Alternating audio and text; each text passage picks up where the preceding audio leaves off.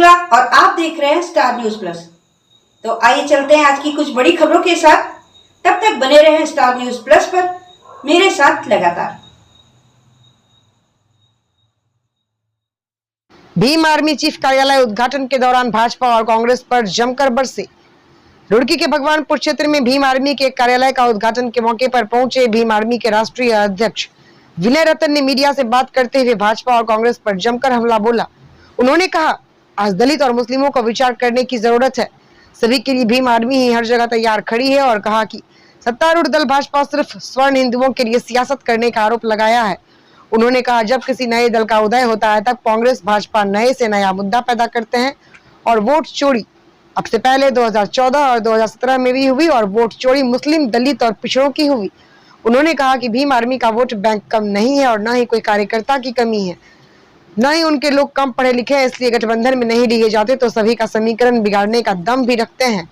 Bhim army के राष्ट्रीय अध्यक्ष ने उत्तराखंड में हुए मुस्लिम समाज के युवक के साथ मारपीट प्रकरण के बारे में कहा। उनकी टीम लगातार पीड़ित के संपर्क में है और उसकी मदद कर रही है। मुकदमा कायम करवाकर आरोपियों को जेल भिजवाया जा चुका है। देखें स्टार न्यूज प्लस के लिए उत्तराखंड के रुड़की से स्टेट हेड श्याम सुंदर की रिपोर्ट। वोट किसी का गुलाम नहीं है राकेश परिवार का। आप उठा के देख लिए, राकेश परिवार ने जितने भी अपने कैंडिडेट लड़ाए हैं उनकी जमानत जब्त हुई है जिला पंचायत वगैरह में। ये केवल और केवल नूरा कुश्ती अगर आप देखें तो केवल देवर भाभी की लड़ाई में ये एक हैं। और इस बार 2027 में निश्चित रूप से हमारे आज़ाद समाज पार्टी का यहाँ जो भी प्रत्याशी होगा वो निश्चित रूप से यहाँ विजय होगा। और रही बात वोट की, जो मैंने आप कह रहे हैं, वोट किसी के अधीन नहीं है। इस जो अंदर समझते कि आप देख रहे हो करौंदी में बाबा साहब की मूर्ति जो है वो खंडर स्थिति में है। विधायक निधि की 5 करोड़ विधायक निधि है, आरक्षण से आप विधायक बने हो, क्यों नहीं भाई आप बाबा साहब का काम को उसको करा सकते हो। आप थोड़ी सी अगर बारिश हो जा रही है विधानसभा भगवानपुर वो तैर जाती है। आप चाहे ढील मजरा ले लो, आप मानक मजरा ले लो, आप कोहाना ले लो, आपको अब याद आ रहा है चुनावी टाइम में कि हाँ भाई आप व्यवस्था करा देंगे। आपका एक तरफ आप कह रहे हो कि यहाँ 30 साल से राकेश परिवार का राज है, तो 30 साल में ही विकास क्यों नहीं हुए? अभी आपको याद आ रहा है जब आज़ाद समाज पार्टी यहाँ बड़ी मजबूत स्थिति से अपनी दावेदारी कर रही है, आज आप इस बात को कह रहे हैं। और रही बात यहाँ कांग्रेस बीजेपी नहीं है, ये तो लोग कहते हैं कि पहले तो हम 45,000 ही थे, अब हम 80,000 ही हैं। ये 2027 में पता लग जाएगा।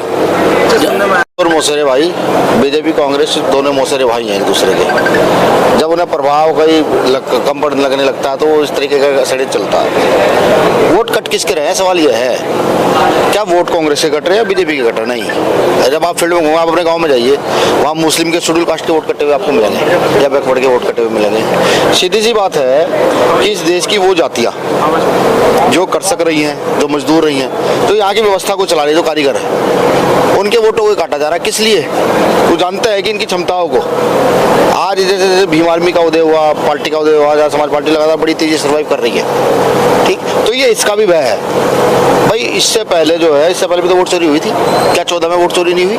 17 में वोट चोरी नहीं हुई? 19 में वोट चोरी नहीं हुई? सब में वोट चोरी हुई ना। तो राहुल भाई को अभी ऐसा क्या लगा कि ये किया जाए? समझने की बात है कि जब भी कोई नई चीज खड़ी होगी तो पुराने राजनीतिक दल एकजुट होकर के कुछ ना कुछ षड्यंत्र रचेंगे। वोट चोरी हो रही है, चुनाव आयोग से मेरी अपील है कि वो इसकी सीबीआई जांच कराए और वो शहर में बैठकर किसी नेता कहने से ना कराए। वो पहुंचे गांव में, उन गांव में पहुंचे जो बैकवर्ड के गांव हैं, जो बिल्कुल पिछड़े गांव हैं, वहाँ आधे से ज़्यादा लोगों के आज भी वोट नहीं है। और ये चुनाव आयोग के लिए शर्म की बात है। कोई इस मुद्दे को उठा दे रहा है जिसका बड़ा मामला चल रहा है, चुनाव आयोग कह रहा है मुकदमा करेंगे, ये करेंगे। भाई किसी नेता ने अगर आपसे कोई सवाल पूछे तो उसका आंसर दो, मुकदमे क्या मतलब है? जैसे कि